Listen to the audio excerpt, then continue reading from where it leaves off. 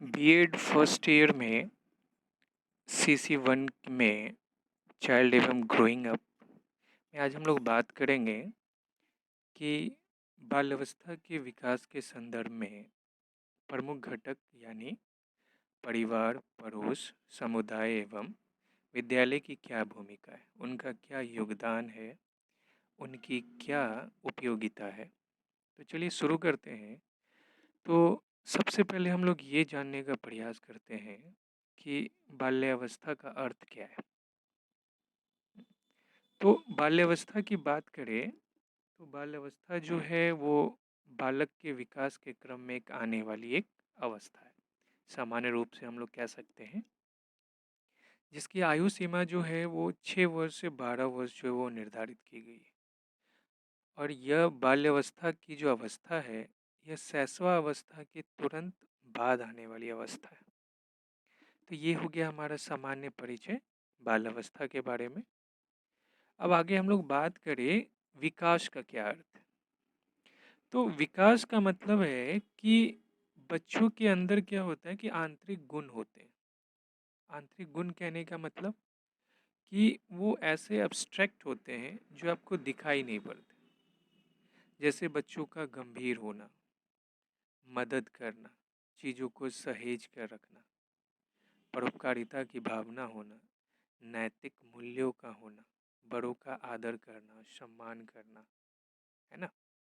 तो ये सारे बच्चों के आंतरिक गुण हैं जो उनके अंदर होते हैं, लेकिन एक समयावधि के बाद वो बाहरी रूप में दिखना प्रारंभ हो जाते हैं। और जब यही आंतरिक गुण बाहरी रूप में दिखना प्रारंभ हो जाए तो इसी अवस्था को हम लोग जो है विकास कहते हैं, यानी इसको हम लोग डेवलपमेंट कहते हैं। और जब ये फिजिकल रूप में दिखे, जैसे बच्चों के हाइट में बढ़ोतरी आप देख सकते हो, बच्चों की लंबाई बढ़ती है, उसकी ऊंचाई बढ़ती है, मोटाई बढ़ती है, उसके भार बढ़ती है, तो ये हमारा कहलाता है सिंपली वृद्धि।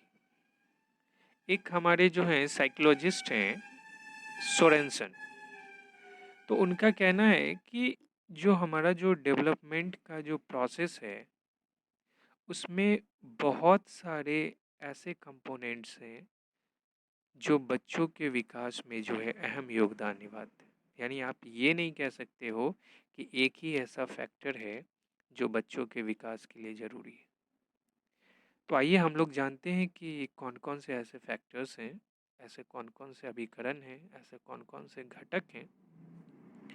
तो अगर महत्वपूर्ण घटक की बात करें तो परिवार, पड़ोस, समुदाय समुदाय और विद्यालय, ये ऐसे घटक हैं, ऐसे अभिकरण हैं जो बच्चों के बाल्यावस्था के विकास के लिए जरूरी होती है। हम लोग अगर बात करें कि बाल्यावस्था के विकास में परिवार की भूमिका का, तो हम लोग जानते हैं कि परिवार जो होता है वो बच्चों के लिए विकास का प्रथम जो है वो सीढ़ी होता है। यानी आप उसे बच्चों का प्रथम पाठशाला कह सकते हैं। और माताएं जो होती है वो बच्चों की प्रथम शिक्षिका होती है। और परिवार बालकों में क्या करता है, तो योग्यताओं और क्षमताओं का विकास करता है। उसकी जो कैपेसिटी है, उसकी जो एबिलिटी है, उसमें डेवलपमेंट करने का काम जो है हमारा वो कौन करता है, तो परिवार करता है। आगे आप ये भी जानते हैं कि परिवार में जितने भी सदस्य होते हैं, बालक के विकास में सभी सदस्यों का उतना ही ज़्यादा योगदान होता है। जैसे बच्चे अपने दादा दादी से अच्छी अच्छी कहानियाँ सुनते हैं तो उन्हें हमारे पुरानी सभ्यता और संस्कृति के बारे में जानकारी मिलती है। अपने भाई बहन से वो आज के बारे में सीखते हैं। अपने पिता को देख के वो कार्य करना सीखते हैं। माताओं को देख के जो है शांत स्वभाव का होना सीखते हैं। यानी आप कह सकते हो कि परिवार में जितने सदस्य हैं, बालक के विकास में उतना ही ज़्यादा उनका योगदान जो है होता है। कहीं भी आप देखेंगे किसी भी परिवार का जो मुख्य उद्देश्य होता है वो सबसे पहले होता है कि बच्चों का पालन पोषण करना, उसे समाज की संस्कृति से परिचित कराना, आसान शब्दों में कहे तो उसका समाजीकरण करना ये परिवार का जो है वो पहला दायित्व होता है। आगे बात करें तो एक हमारे साइकोलॉजिस्ट हैं मॉन्टेसरी। तो मॉन्टेसरी कहते हैं कि बालकों के विकास के लिए परिवार के वातावरण तथा परिस्थिति को महत्वपूर्ण माना गया है। यानी कहने का मतलब ये है कि आपके परिवार का जैसा वातावरण होता है बच्चे का विकास भी उसी के अनुरूप होता है। आप देखेंगे अगर किसी घर में घनिष्ठ प्रेम की भावना है तो बच्चों में भी जो है प्रेम की भावना का जो है वो जो है विकास होता है। और परिवार से ही बच्चे जो है उदारता की भावना, निस्वार्थ सेवा की भावना, न्याय और अन्याय, सत्य और असत्य, परिश्रम और आलस्य में जो है वो अंतर सीख पाता है। बालक अपने घर से ही सभी गुण सीखता है और ये ऐसे गुण होते हैं जो आगे उसे पाठशाला में आवश्यकता पड़ती है। आगे बात करें तो बालकों के घर पर नैतिकता और सामाजिकता का जो है प्रशिक्षण मिलता है। कैसे? आप देखते होंगे कि घर में माता पिता बच्चों को सिखाते हैं कि बड़ों को क्या करो, आप सम्मान करो, आदर करो, अपने से छोटों बच्चों के साथ क्या करो, मिलजुल के रहो, उनसे जो है भाईचारे के साथ रहो। तो ये नैतिकता का पाठ जो है वो बच्चों में कहाँ से आरंभ होता है? तो वो परिवार से ही होता है। प्रेम की शिक्षा भी जो है वो बच्चों को परिवार से ही मिलती है। बालक के व्यक्तित्व का, पर्सनालिटी का डेवलपमेंट भी जो है वो परिवार से देखने को मिलता है। अगर परिवार में अच्छी आदत है, अच्छी आदत अगर वहाँ पे है तो बच्चों में उत्तम आदतों और चरित्र का भी विकास जो है वो होता है। परिवार के सदस्यों में उनकी रुचि को देखकर, उनकी अभिरुचि को देख के, उनके एटीट्यूड को देख के बच्चे में भी जो है वो अच्छे अच्छे रुचि, व्यवहार और एटीट्यूड का जो है विकास होता है। परिवार बच्चों में सहयोग की भावना, परोपकार की भावना, कर्तव्य पालन के गुण जो हैं वो बच्चों में विकसित होते हैं। और प्लेटो ने कहा भी है कि यदि आप चाहते हैं कि बालक सुंदर वस्तुओं के प्रशंसा और निर्माण करे तो इसके लिए आवश्यक है कि आप उसके चारों ओर सुंदर वस्तुएं रखें। क्योंकि अगर बच्चे ने आज तक अच्छी वस्तुओं को नहीं देखा है तो आप उनसे इस बात की कल्पना नहीं कर सकते हैं कि वो सुंदर वस्तुओं को देखकर उसकी प्रशंसा करें। तो ये थे हमारे कुछ भूमिका हमारे परिवार के सदस्यों के, माता पिता के। तो आगे बात करें तो बालक के विकास में विद्यालय का भी अहम योगदान होता है। जॉन डीवी कहते हैं कि विद्यालय एक सरल, शुद्ध और उत्तम समाज होता है।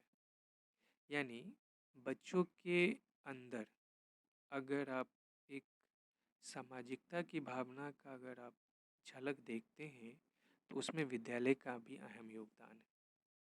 एक हमारे साइकोलॉजिस्ट हैं जॉन ड्यूवी। तो जॉन ड्यूवी कहते हैं कि विद्यालय एक ऐसा वातावरण है जहाँ जीवन के कुछ गुणों और विशेष प्रकार की क्रियाओं तथा व्यवसायों की शिक्षा इस उद्देश्य से दी जाती है कि बालक का विकास सकारात्मक दिशा में। यानी विद्यालय में बच्चों को ऐसी क्रियाएं करवाई जाती हैं, ऐसे शिक्षा प्रदान की जाते हैं कि बच्चों का क्या हो जाए, तो सकारात्मक दिशा में उनका विकास हो। विद्यालय जो है वो बालकों को जीवन की जटिल परिस्थितियों का सामना करने योग्य बनाते हैं। कठिन से कठिन अगर समस्या हो और अगर आप शिक्षित हैं, धैर्यवान हैं, चरित्रवान हैं तो आप जीवन के अनेक उलझनों का सामना कर सकते हैं। आगे बात करें तो विद्यालय बालकों को घर तथा संसार से जोड़ने का कार्य करता है। घर और दूसरे जो हमारे जो हैं पास पड़ोस हैं या जो दूसरे जगह की हम लोग जो बात करते हैं तो उसको जोड़ने का भी कार्य जो है वो कौन करता है? हमारा तो विद्यालय करता है।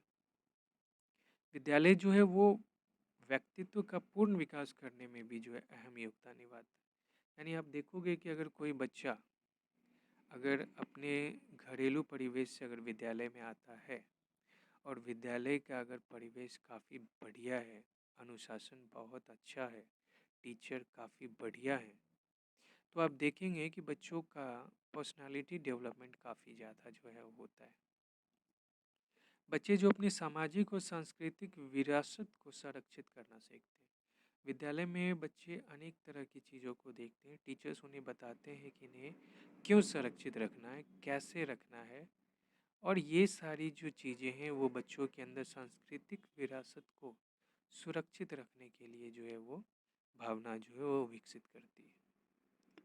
आगे बात करें तो बालकों का दृष्टिकोण विश्व के संदर्भ में विकसित करता है। यानी विद्यालय जो है वो बच्चों के अंदर ये भावना जो है वो सिखाता है या उसके अंदर डालता है कि आपके इन क्रियाओं की वजह से समाज, देश और राष्ट्र और अंतर्राष्ट्रीय स्तर पर इसका क्या प्रभाव पड़ता है। और इसीलिए विद्यालय जो होता है वो बच्चों को सूचना प्रदान करने के बजाय बच्चों को अनुभव प्रदान करता है। बच्चे जो हैं वो विद्यालय से अनुभव जो है वो प्राप्त करते हैं। आगे बात करें तो विद्यालय में समाज के आदर्शों, विचारधाराओं का प्रचार होता है तथा अशिक्षित नागरिकों के निर्माण में सहायक सिद्ध होता है। थॉमसन कहते हैं कि विद्यालय बालकों का मानसिक, चारित्रिक, सामुदायिक, राष्ट्रीय तथा अंतर्राष्ट्रीय विकास करता है तथा स्वस्थ रहने का ये प्रशिक्षण जो है ये देता है।